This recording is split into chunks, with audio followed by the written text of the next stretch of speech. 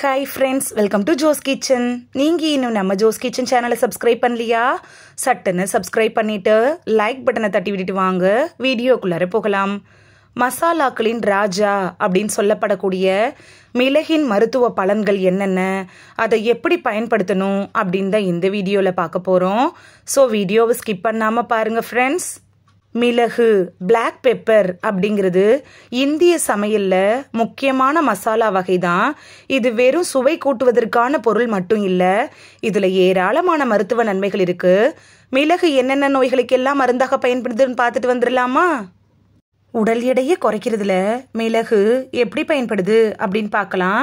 மிளகுல இருக்கக்கூடிய பைப்பரின் உடல்ல மெட்டபாலிசத்தை ஊக்குவிச்சு கெட்ட கொழுப்பை கரைக்குது. இதனால உடல் எடையை சுலபமாக குறைச்சிக்கலாம்.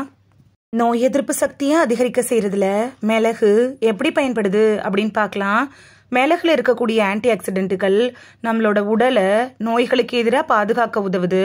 விட்டமின் சியோட இந்த மிளகு சேர்றப்ப அதோட உள்வாங்கும் திறனை அதிகரிக்குது. மிளகு இருக்குல்ல, இது மூளையை தூண்டி ஞாபக சக்தி, கவனத்தை அதிகரிக்க கூட உதவுது. ஜீரணத்தை மேம்படுத்துறதுல மிளகு எப்படி பயன்படுது அப்படின்னு பார்க்கலாம். மிளகுல இருக்கக்கூடிய பைப்பரின் அப்படிங்கிற இயற்கை வேதிப்பொருள் ஜீரண சுரப்பியை ஊக்குவிச்சு உணவை சுலபமாக செரிக்க உதவுது.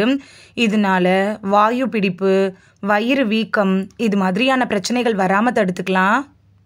மலச்சிக்கல், குடல் சம்பந்தப்பட்ட நோய்கள்லேருந்து விடுபட செய்யறதுல மிளகு எப்படி பயன்படுது அப்படின்னு பார்க்கலாம். மிளகு இருக்குல்ல, இது ஜீரணத்தை ஊக்குவிக்கிறதன் மூலமா மலச்சிக்கலை தடுக்குது. கிருமிகள், பாக்டீரியாக்களை அழிக்கக்கூடிய சக்தி மிளகுக்கு இருக்கு. அது மட்டும் இல்லாமல் இன்சுலின் சென்சிட்டிவிட்டியை அதிகரிக்க செய்யக்கூடிய ஆற்றல் கூட மிளகுக்கு இருக்கு. சளி, இருமல், தொண்டை வலி குணமாக மிளகு எப்படி பயன்படுது அப்படின்னு பார்க்கலாம். மிளகு வெந்தயத்தோடு சேர்த்து கசாயம் செஞ்சு குடிச்சோன்னா சளி, இருமல், தொண்டை வலியெல்லாம் குறையும். இதை சிறந்த இயற்கை வைத்தியம் அப்படின்னு கூட சொல்லலாம். சளிக்காக நல்ல மிளகை பயன்படுத்துறது தமிழ் மருத்துவ முறையிலையும் பாட்டி வைத்தியத்திலையும் பரவலாக பயன்படுத்தப்படுற ஒரு பயனுள்ள வழிமுறையாக இருந்திருக்கு. சளியை குறைக்க பல வழிகளில் மிளகு முக்கிய பங்கு வகிக்குது அப்படின்னு கூட சொல்லலாம். சரி வாங்க, சளிக்காக மிளகை பயன்படுத்துகிற 5 எளிய வழிகள் என்ன அப்படின்னு பார்த்துட்டு வந்துடலாம். ஃபர்ஸ்ட் ஒன், மிளகு இஞ்சி கசாயம்.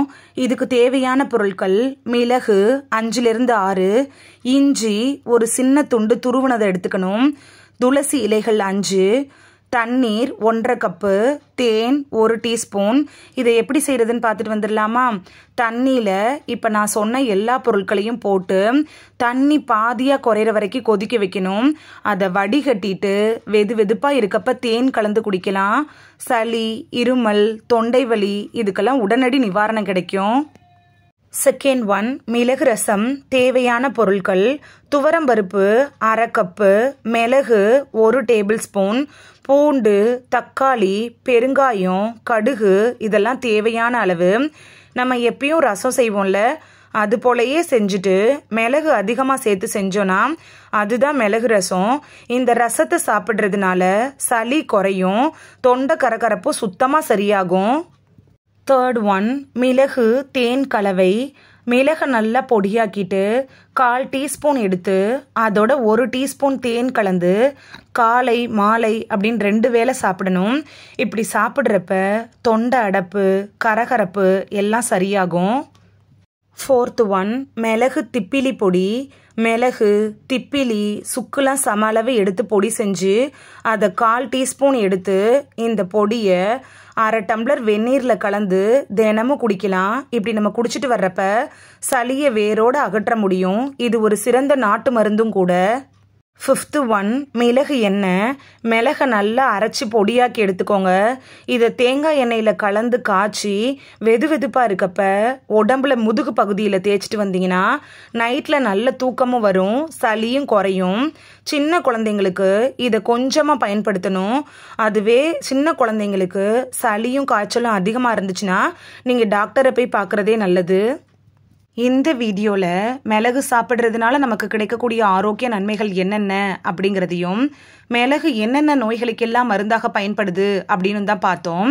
இனி மிளகை மிஸ் பண்ணாமல் சாப்பிடுவீங்க அப்படின்னு நம்புகிறேன். இந்த வீடியோ உங்களுக்கு ரொம்ப யூஸ்ஃபுல்லாக இருந்திருக்கும் அப்படின்னு நம்புகிறேன். இந்த வீடியோ உங்களுக்கு பிடிச்சிருந்துச்சுன்னா லைக் பட்டனை தட்டி விடுங்க. சப்ஸ்கிரைப் பண்ணுற ஃப்ரெண்ட்ஸும் மறக்காமல் லைக் பட்டனை தட்டி விடுங்க. இது உங்கள் ஃப்ரெண்ட்ஸுக்கு பயன்படணும் அப்படின்னு நினச்சிங்கன்னா ஷேர் பண்ணி விடுங்க. நிறைய பேர் சப்ஸ்கிரைப் பண்ணாமல் பார்க்குறீங்க ஃப்ரெண்ட்ஸ். நீங்களும் சப்ஸ்கிரைப் பண்ணிவிட்டு பார்த்தா நமக்கு பவர் கிடைக்கும். நீங்கள் சப்ஸ்கிரைப் பண்ணிவிட்டு பார்க்குறது இது மாதிரியான வீடியோக்கள் தொடர்ந்து போடுறதுக்கு எங்களை மோட்டிவேட் செய்கிற விதமாக அமையும் ஃப்ரெண்ட்ஸ். சப்ஸ்கிரைப் பண்ணுறதோடு மட்டும் இல்லாமல் பக்கத்தில் இருக்க பெல் ஐக்கானை கிளிக் பண்ணி ஆளுங்கிற ஆப்ஷனை கிளிக் பண்ணி வச்சிட்டிங்கன்னா நாங்கள் வீடியோ போட்ட உடனே நோட்டிஃபிகேஷன் உங்கள் செல்ஃபோனை வந்தடையும். நாளைக்கு வேறொரு ஆரோக்கியமான பதிவில் சந்திக்கலாம். Thank you, by.